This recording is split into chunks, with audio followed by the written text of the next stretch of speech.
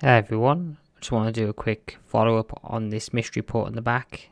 In documentation it refers to it as a TTL port, which is just a variation of a serial port. It's known as a transistor to transistor logic connector, and it's 20 pin, but that's about all I know about it.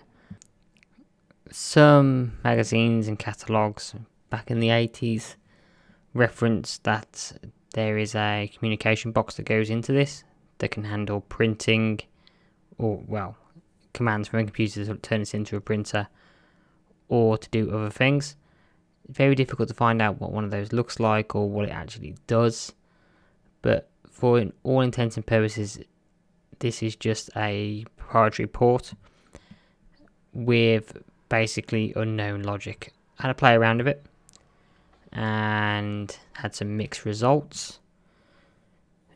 Basically I hooked it up following some documentation I found from some training information of it showed a 20 pin connector and showed which pins did which, and I wired it up thinking it might be serial, and I got some information popping up in Terraterm and I was able to type stuff on the keyboard and it seemed to accept the characters or do something with them, but I couldn't make it actually do anything, so not being able to work out which voltages and which pins do what.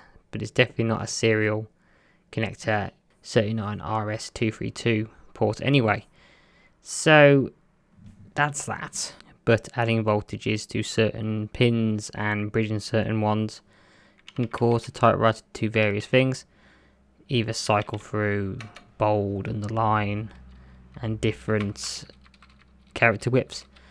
Also found one that actually put it into online mode, but it wasn't active, it was just online mode and standby.